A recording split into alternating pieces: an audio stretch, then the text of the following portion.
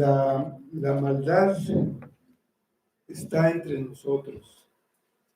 No digo en nosotros, también está en nosotros, pero a nuestro alrededor hay maldad y gente malvada que hacen actos malvados.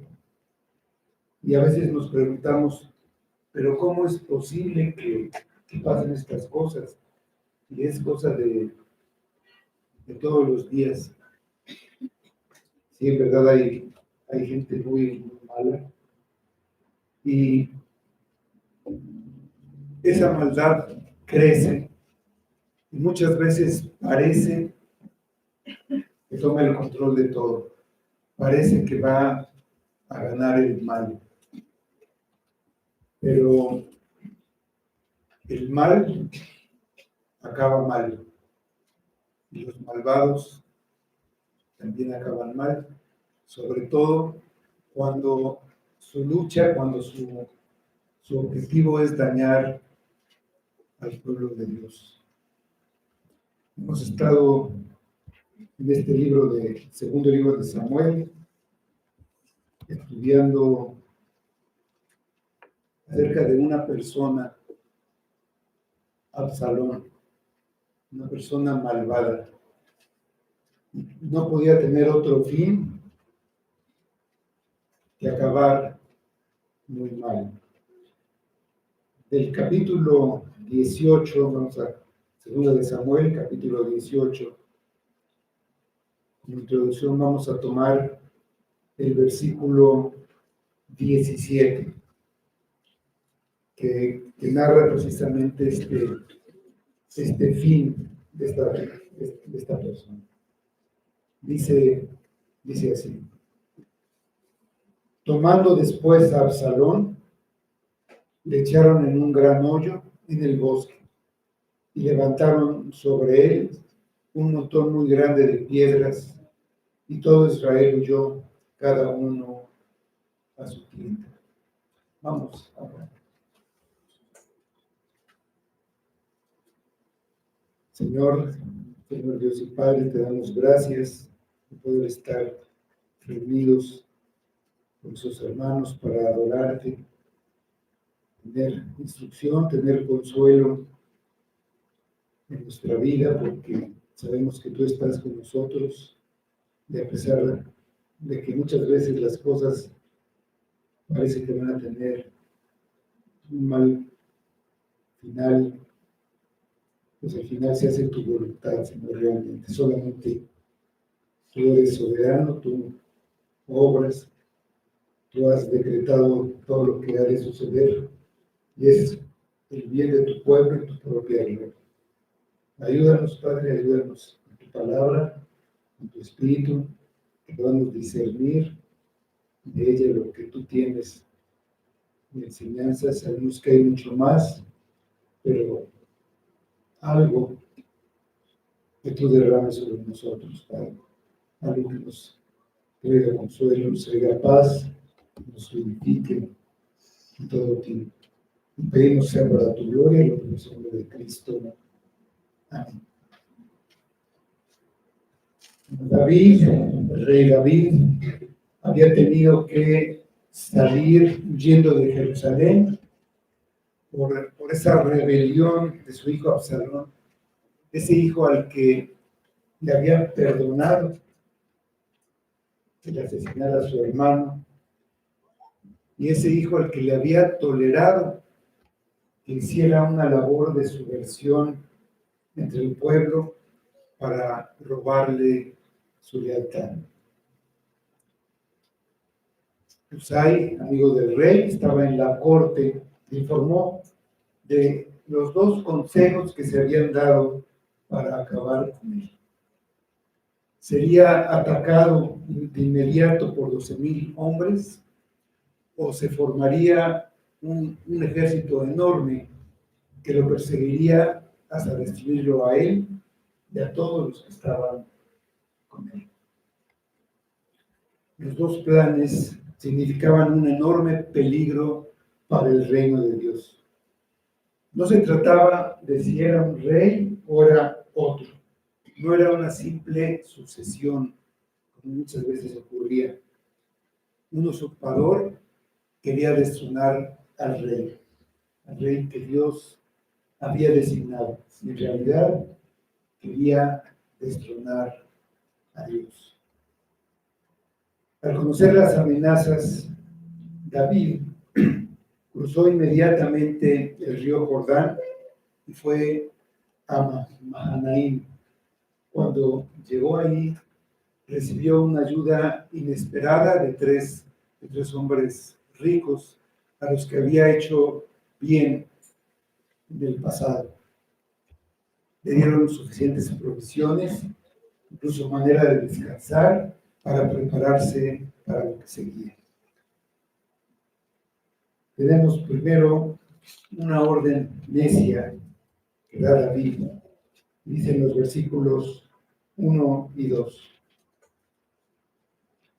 David, pues, pasó revista al pueblo que tenía consigo y puso sobre ellos jefes de millares y jefes de centenas.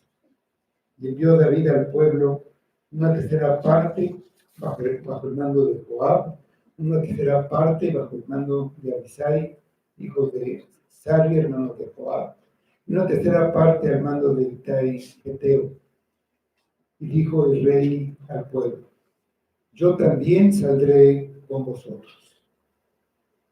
Como había pronosticado Ahitofel, el consejero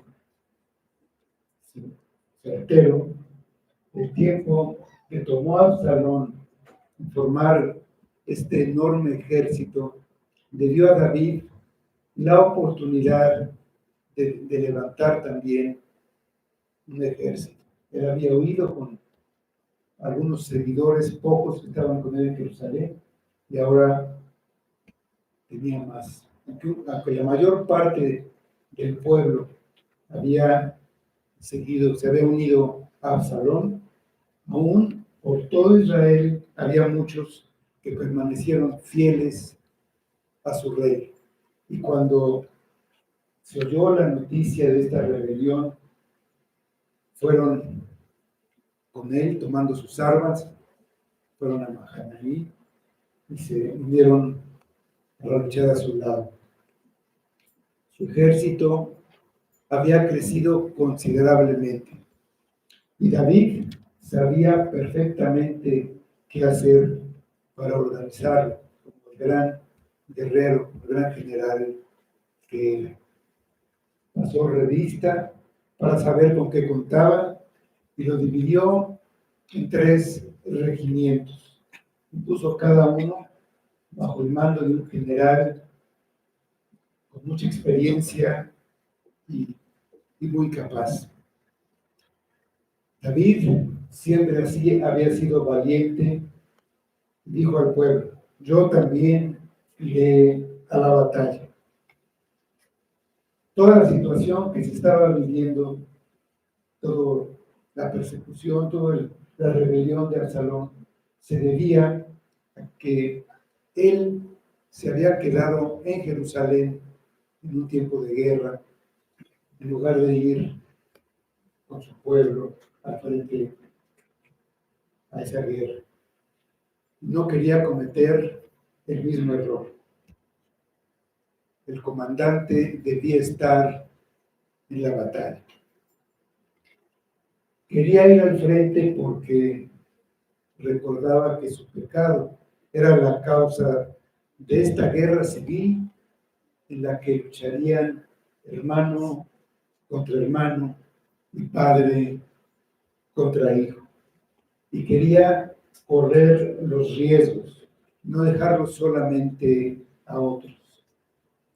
Él había aceptado la disciplina de Dios en varias cosas que ya habían sucedido, la había aceptado humildemente, estaba dispuesto a sufrir todas las consecuencias. Pues yo iré a la batalla. Tiene los versículos 3 y 4. Mas el pueblo dijo: no saldrás, porque si nosotros huyéremos, no harán caso de nosotros. Y aunque la mitad de nosotros muera, no harán caso de nosotros. mas tú ahora vales tanto como 10,000 de nosotros. Será pues mejor que tú nos des ayuda desde la ciudad. Entonces el rey les dijo: yo haré lo que bien os parezca. Y se puso el rey a la entrada de la puerta, mientras salía todo el pueblo de ciento en ciento de mil. Para este momento David ya era un hombre de cierta edad, pero la razón por la que no debía salir a la batalla es que esta era la guerra de un solo hombre. No importaba si morían 10,000 de sus hombres, la lucha seguiría. Pero si él caía, la guerra terminaba en ese momento y el reino se habría perdido. Absalón sería el nuevo rey y ya no habría motivo para seguir luchando. Y lo mismo era para el otro lado. Si Absalón caía, todos los demás automáticamente se rendirían y regresarían a servir a David.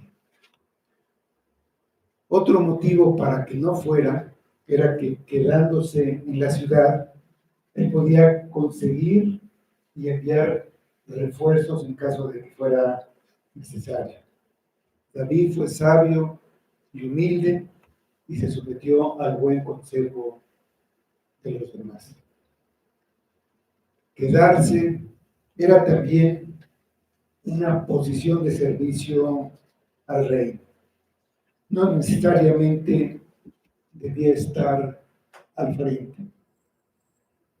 Todos los puestos en el reino de Dios son útiles, todos los puestos son necesarios, cada quien en lo que puede, cada quien en lo que le toca.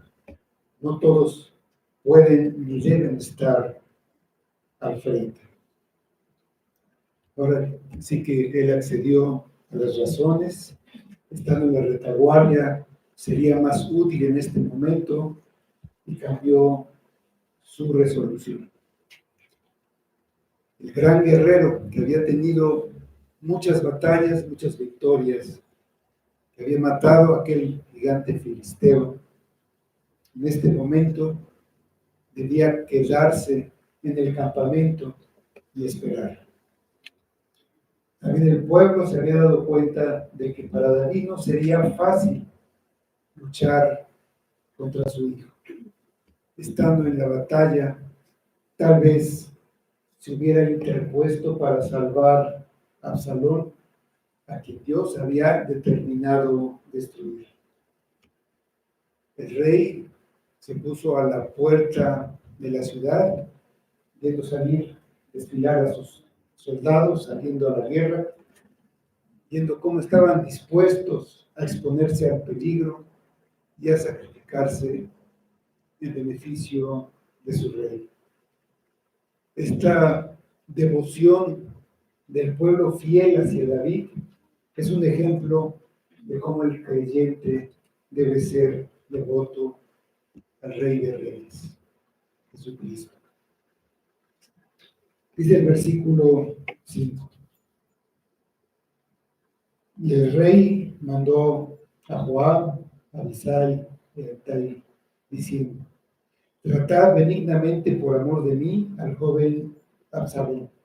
Y todo el pueblo oyó cuando el rey dio la orden acerca de Absalón a todos los capitanes.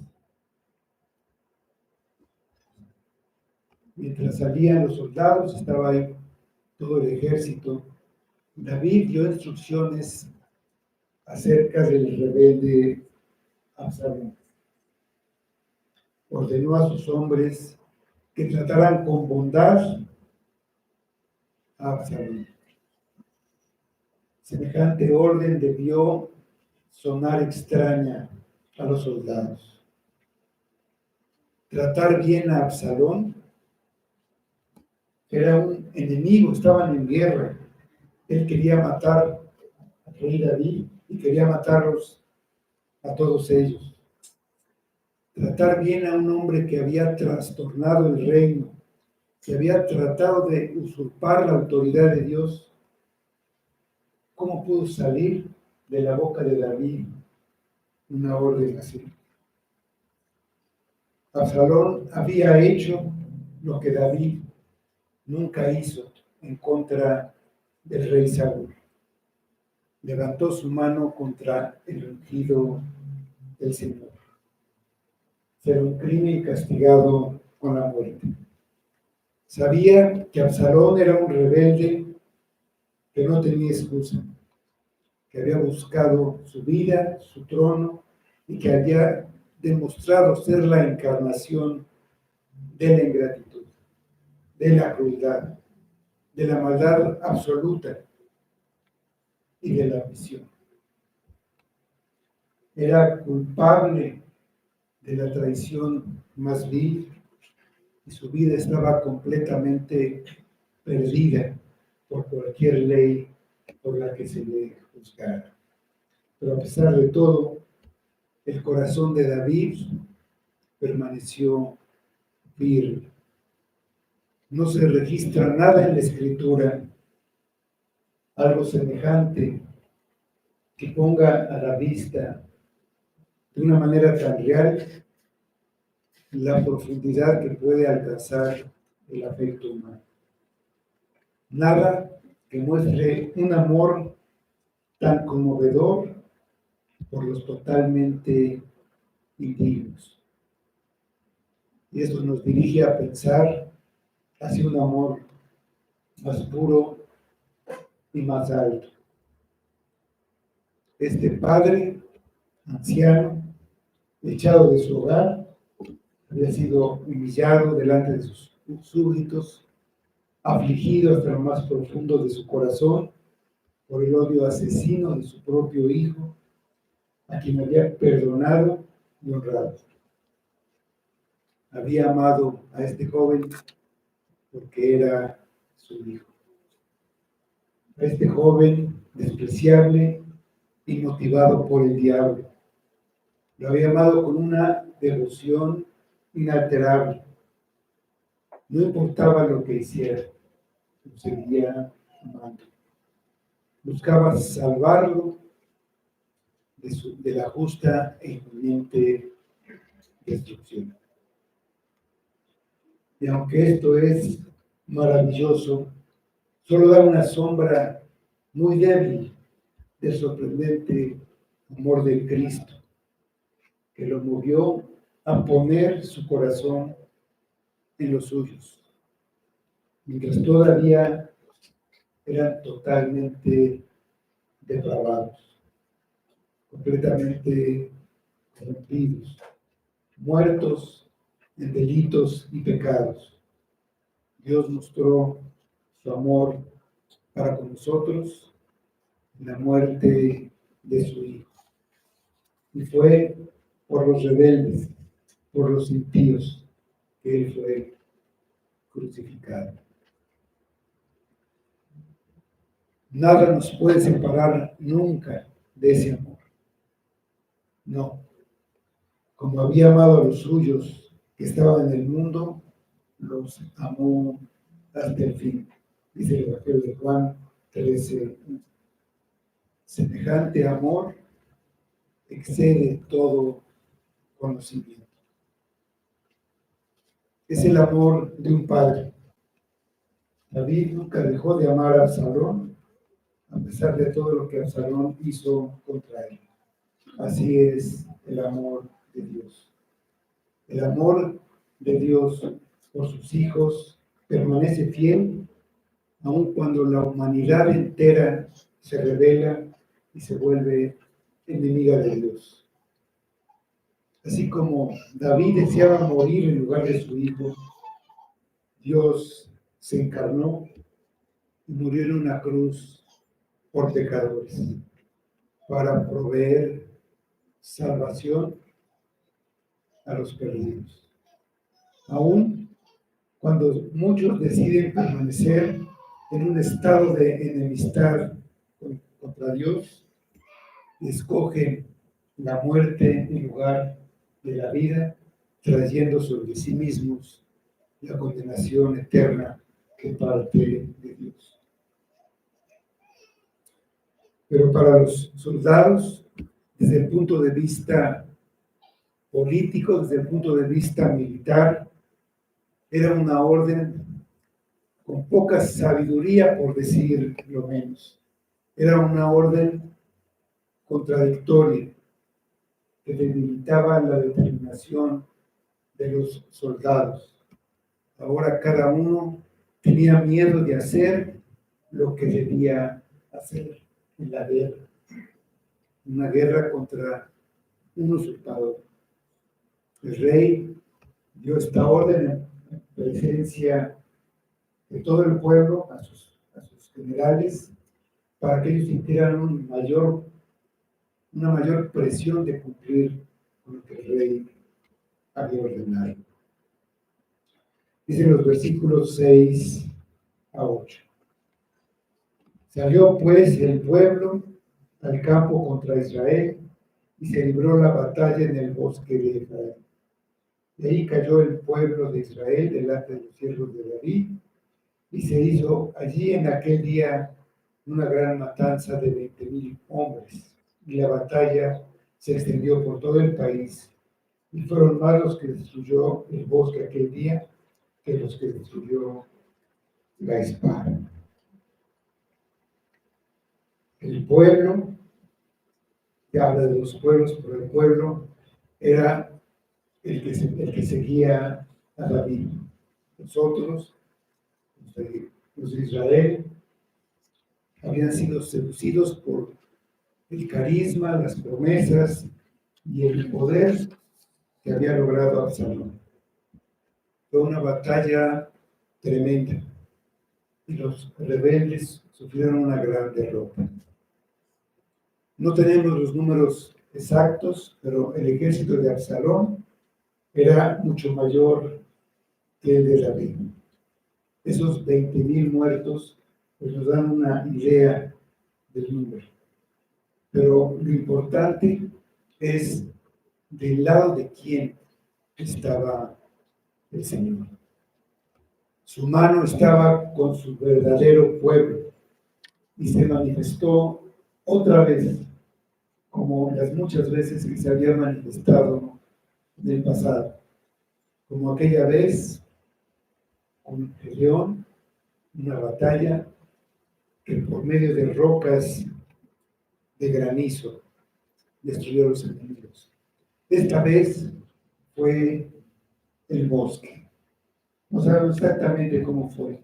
Pudieron ser los pantanos, precipicios, cavernas o hasta bestias salvajes. No se dan los detalles. Pero en realidad, Dios mismo peleó esta batalla. Venció con pocos hombres a una fuerza mucho mayor.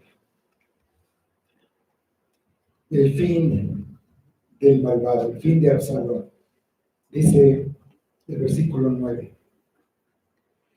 Y se encontró Absalón con los siervos de David, e iba Absalón sobre un mulo, y el mulo entró por debajo de las ramas espesas de una gran encina, y se le enredó la cabeza en la encina. Y Absalón quedó suspendido entre el cielo y la tierra, y el mulo en que iba pasó delante. La vanidad fue lo que puso a Absalón en esta batalla,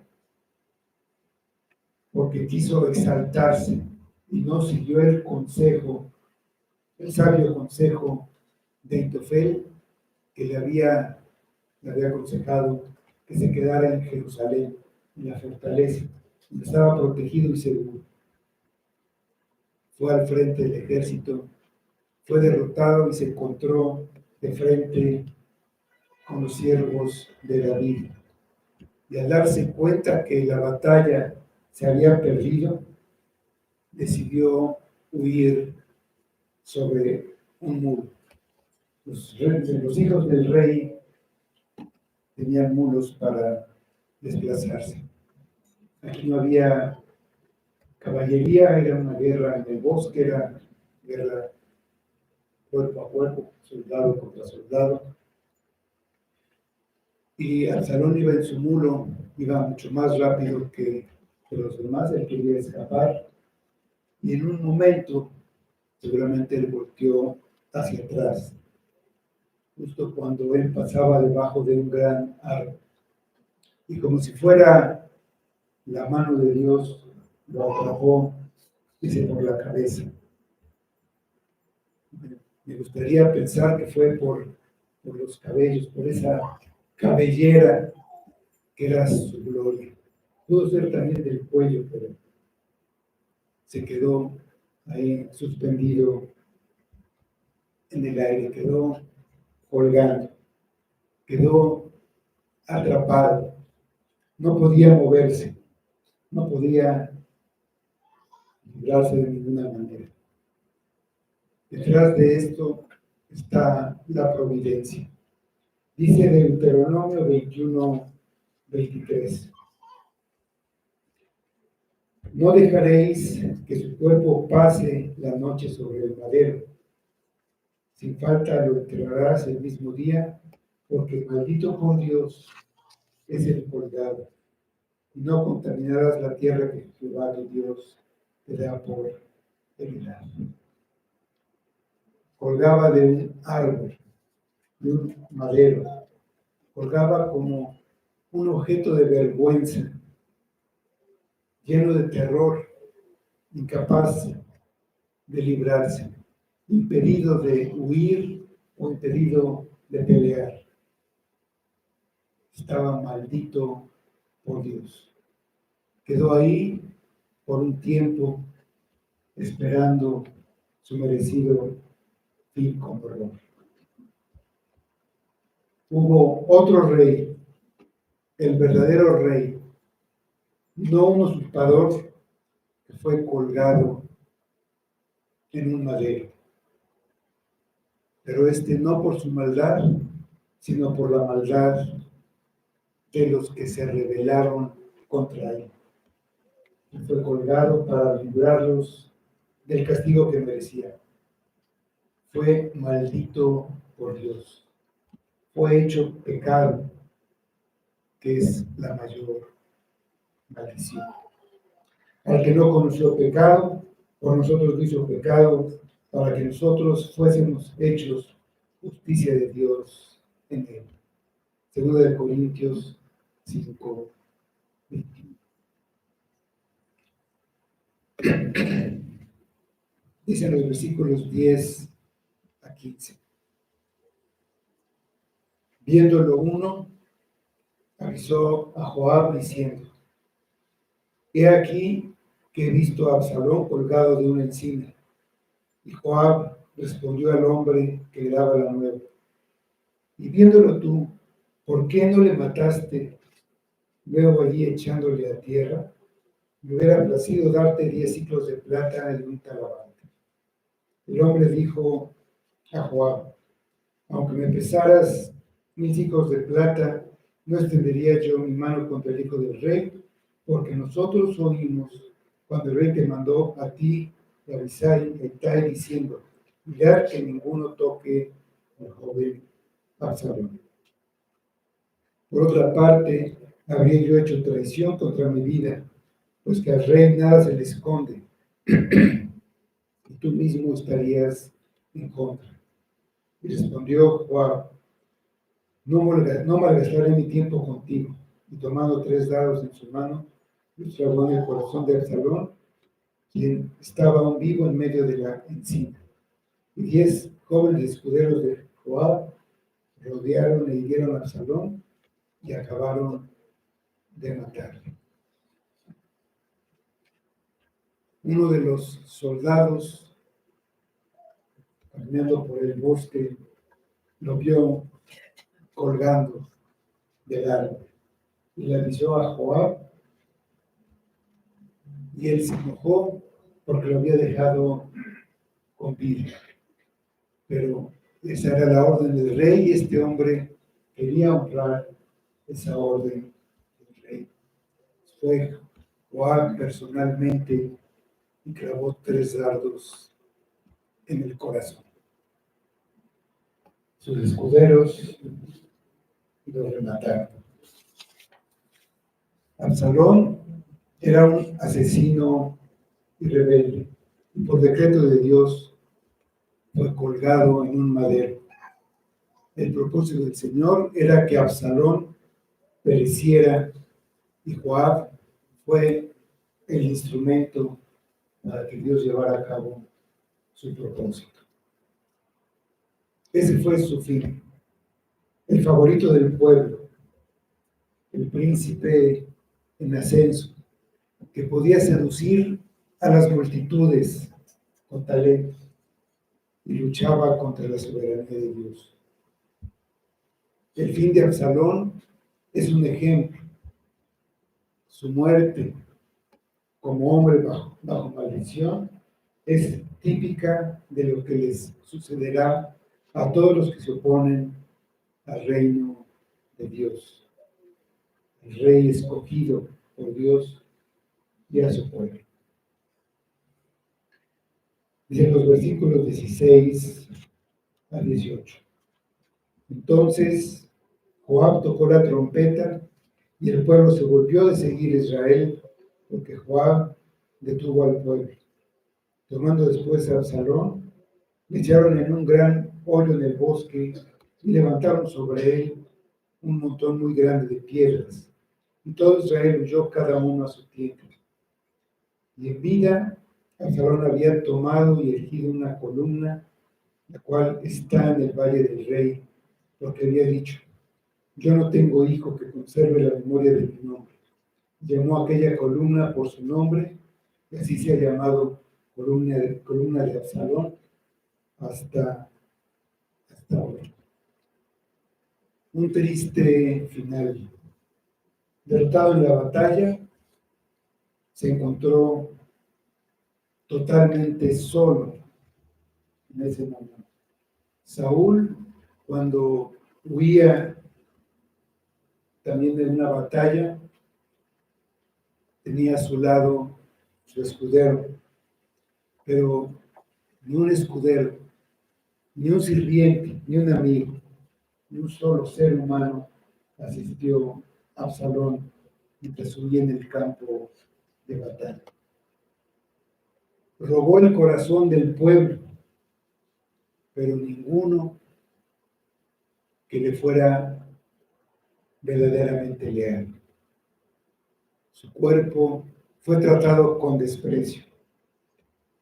En vez de recibir el honroso funeral de un hijo del rey, lo trataron como un criminal. Que lo echaran en un gran hoyo dio a entender lo que valoraban su cadáver, mientras que levantar un gran montón de piedras significaba que debía haber sido apedreado como el hijo contumaz y rebelde que era. Esa era la pena que estaba establecida en la ley para los hijos rebeldes. Le había nacido a Absalón 3 hijos y una hija a la que puso por nombre Tamar, dice Samuel 14, ¿no? Dice que no tenía hijos, se murieron antes que él. Entonces él construyó un memorial. Levantó una columna y la llamó con su propio nombre. La vanidad de querer perpetuar un recuerdo de él en el mundo que quedó en un burdo montón de piedras que habla de la vergüenza del cadáver que cubre. Mientras que la memoria de los justos será bendecida. Dios grabará su nombre en la columna de la eternidad. Finalmente David recibe la noticia. En los versículos 19 a 23. Entonces Ahimaas, hijo de Sadoc, dijo: correré ahora y daré al rey las nuevas de que Jehová ha defendido su causa de la mano de sus enemigos. Respondió Joab: hoy no llevarás las nuevas, las llevarás otro día. No darás hoy la nueva, porque el hijo del rey ha muerto. Y Joab dijo a un etíope: ve tú y di al rey lo que has visto. Y el etíope hizo reverencia ante Joab y corrió. Entonces Ahimás, hijo de Sadoc, volvió a decir a Joab: sea como fuere, yo correré ahora tras el etíope. Y Joab dijo: hijo mío, ¿para qué has de correr tú si no recibirás premio por las nuevas? Mas él respondió: sea como fuere, yo correré. Entonces le dijo: corre. Corrió pues Ahimás por el camino de la llanura y pasó delante del etíope. Ahimás era el hijo del sacerdote, era aquel que había llevado la noticia de los planes que habían dado en la corte a David y quería llevar las noticias de la batalla. Pero Joab lo quería proteger de la posible ira del rey, acordándose de que cuando un mensajero le dio las nuevas de que Saúl había muerto, lo había ejecutado. Se envió a otros soldados, en un etíope, quizá un mercenario. El más insistió y Joab le dio permiso. Entonces él dice que tomó otro camino, de la llanura, un camino que seguramente era más directo y llegó antes. Dice los versículos 24 a 30. David estaba sentado entre las dos puertas y la atalaya había ido alterrado sobre la puerta en el muro, y alzando sus ojos miró y vio a uno que corría solo. El atalaya dio luego voces, hizo saber al rey, y el rey dijo: si viene solo, buenas noticias trae. En tanto que él venía acercándose, vio el atalaya a otro que corría y dio voces al atalaya al portero diciendo: he aquí otro hombre que corre solo. Y el rey dijo: ese también es mensajero.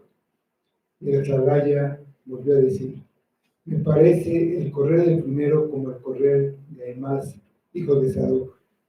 Y respondió el rey: ese es hombre de bien y viene con buenas nuevas. Entonces Ahimás dijo en alta voz al rey: paz. Y se inclinó a tierra delante del rey. Y dijo: bendito sea Jehová, Dios tuyo, que ha entregado a los hombres que habían levantado sus manos contra mi señor el rey. Y el rey dijo: ¿el joven Absalón está bien? Y Ahimás respondió: y yo un gran alboroto cuando vio Joab al siervo del rey y a mí tu siervo, mas no sé qué era. Y el rey dijo: pasa y ponte allí. Y él pasó y se quedó de pie. David esperaba las noticias de la batalla ahí en la puerta, donde había visto salir a su ejército, estaba ahí sentado, pendiente de las noticias. Y mientras tanto, un vigilante, un atalaya, vigilaba desde lo alto. Un mensajero venía, era alguien que conocía y creyó que eran buenas noticias. Pero para David, la única buena noticia posible era que Absalón estuviera bien. No le dio importancia oír que Jehová había entregado a los hombres que habían levantado su mano contra él. Enseguida preguntó por Absalón, y con eso Ahimás entendió que Joab tenía razón. Y para evitar la ira del rey, prefirió no decir nada más. Solo le dio las buenas noticias y pasó a esperar al otro mensajero. Dice en los versículos 31 y 32. Luego vino el etíope y dijo: reciba nuevas, mi señor el rey, que hoy Jehová ha defendido tu causa de la mano de todos los que se habían levantado contra ti. El rey entonces dijo al etíope: ¿el joven Absalón está bien? Y el etíope respondió: como aquel joven sean los enemigos de mi señor, el rey, y todos los que se levanten contra ti para mal. Su principal preocupación no era saber quién había ganado la batalla, sino recibir las noticias del estado de Absalón. Y el etíope le dio la información. El segundo mensajero le dijo a David las noticias completas, no solo lo que quería oír. En ese sentido fue un mejor mensajero que hay más. La obligación de un mensajero es dar toda la verdad. No debemos olvidar que nosotros estamos dando un mensaje al mundo, el mensaje del Evangelio completo. Dios había librado a David y había destruido a Absalón. Como aquel joven sean los enemigos del Señor, el Rey, y todos los que se levanten contra ti para mal. Era lo que tenía que suceder. Antes de leer la historia, no sabíamos los detalles, pero sabíamos el final. El resultado final era la destrucción del mal. La soberanía de Dios había determinado que Absalón fuera destruido, que Absalón muriera. En 2 de Samuel 17:14, la segunda parte del versículo dice: porque Jehová había ordenado que el acertado consejo de Ahitofel se frustrara, para que Jehová hiciese venir el mal sobre Absalón. Dice el versículo 33. Entonces el rey se turbó, subió a la sala de la puerta y lloró, y yendo decía así: hijo mío, Absalón, hijo mío, Absalón, ¿quién me diera que muriera yo en lugar de ti, Absalón, hijo mío, hijo mío? 5 veces dice hijo mío. Esa palabra de se turbó implica un estado de shock. Implica algo de temblor, un temblor de desesperación. Se conmovió, se sintió completamente deshecho al confirmarse la noticia de la muerte de Absalón. Tenía motivos para turbarse. Él había sido la causa de la tragedia. La raíz de todo era su pecado, el adulterio con Betsabé y el asesinato de Urías. Solamente se estaba cumpliendo la promesa de Dios. En 2 de Samuel 12, 10 y 11. Dice: por lo cual ahora no se apartará jamás de tu casa la espada, por cuanto me menospreciaste y tomaste la mujer de Urías Heteo para que fuese tu mujer. Así ha dicho Jehová: he aquí yo haré levantar el mal sobre ti de tu misma casa. La gratitud porque su reino hubiera sido librado, quedó sepultado bajo la gran pérdida de su hijo obstinado.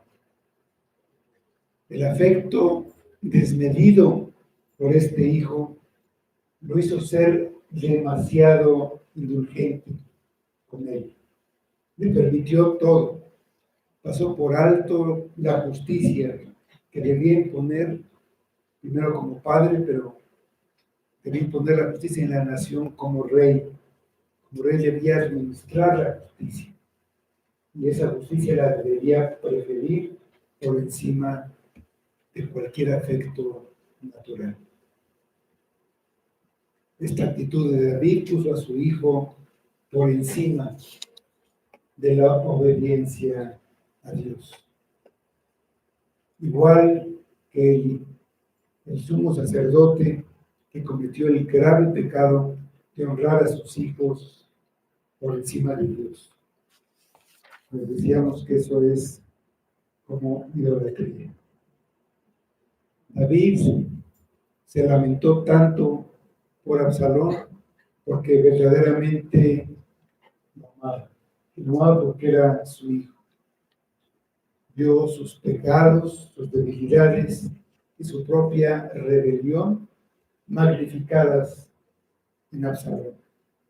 Si hubiera sido menos indulgente, Absalón nunca se habría rebelado. Si hubiera sido más sabio, incluso después de la culpa fratricida de Absalón, probablemente no hubiera sido empujado a la rebelión. Esta vez no podía decir, yo voy a él, mas él no volverá a mí, como había dicho cuando murió el primer hijo de Betsabé. Sabía que el alma de Absalón se había perdido. Con amor de padre dijo, ¿quién me diera que muriera yo en lugar de ti? Absalón, hijo mío, hijo mío. Un sentimiento parecido tuvo el apóstol Pablo por sus compatriotas judíos. En Romanos 9, versículos 2 y 3, escribe Pablo, que tengo gran tristeza y continuo dolor en mi corazón, porque deseara yo mismo ser anatema, separado de Cristo, por amor a mis hermanos, los que son mis parientes según la carne. Pero lo que ni David ni Pablo pudieron hacer, Dios mismo lo hizo al encarnarse, morir en lugar de pecadores, en la persona de Jesucristo. El amor de David es el clamor de Dios por sus hijos perdidos. Dio su vida para que nosotros viviéramos.